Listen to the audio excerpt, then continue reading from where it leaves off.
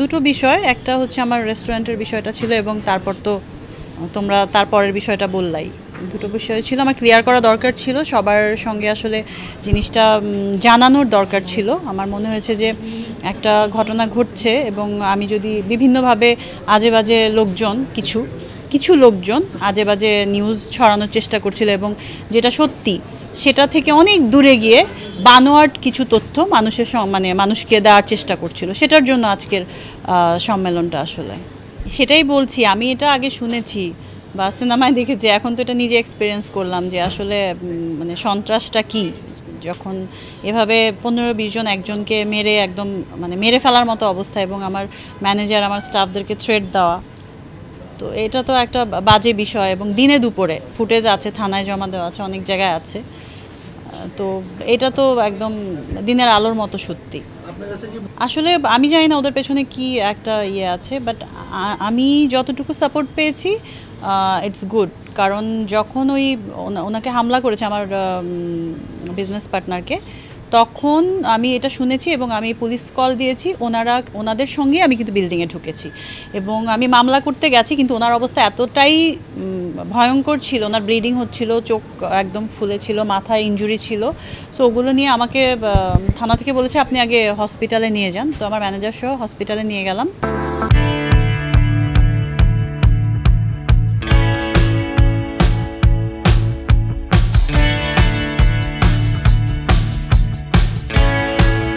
সিচুয়েশনের মধ্যে দিয়ে আসলে গেছি এবং তারপর আমার লয়ারের কাছে গেলাম।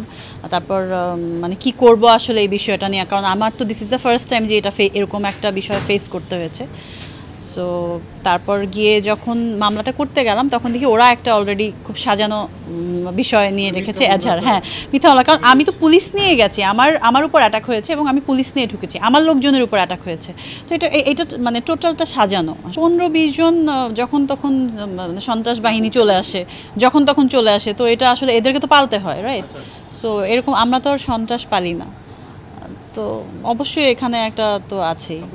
না, আমি আসলে এত কিছু তো জানতাম না, আমি শুধুমাত্র রেস্টুরেন্ট বিজনেসের জন্য এখানে গিয়েছি। তো যখন আমার সঙ্গে একটা প্রতারণা হয়েছে, টাকা পয়সা ইনভেস্ট করার পরও যখন পেপারস পাচ্ছি না, ফ্লোরের পেপারস এবং যে লিগেল পেপারসগুলো লাগে একটা রেস্টুরেন্টের যে ট্রেড লাইসেন্স করতে যেতে, তখন আমি যখন যাচ্ছিলাম তখন থেকে না হবে না। তো এটা তো একটা আসলে হোমজিক্যাল ডিসিশন দিয়ে বললে হয় না। প্রথমে বলে যে হ্যাঁ ওকে সব ঠিক আছে, আমি দিয়ে দিচ্ছি।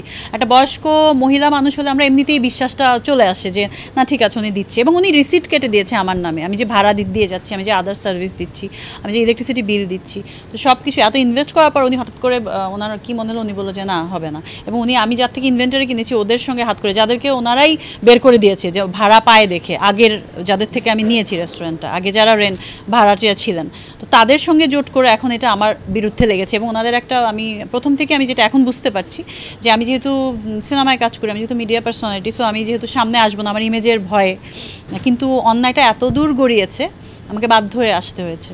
এবং থানা থেকেও অনেকবার চেয়েছে এটা সলিউশন করে দিতে। ওরা আসলে বিষয়টা কিভাবে দিচ্ছে, মানে কাউকেই আসলে এভাবে একবার একজনের সাথে বসার জন্য বারবার ফোনে করছে, কিন্তু কাউকেই আসলে ওইভাবে গুরুত্ব দিয়ে কিছু করছে না। সো ডে বাই ডে আমার ক্ষতির পরিমাণটা বাড়ছে, আমার প্রেশারটা বাড়ছে, আমার টাকা পয়সা লস হচ্ছে এবং আমার ইমেজের আসলে আমরা চাই যে এটা একদমই তাই।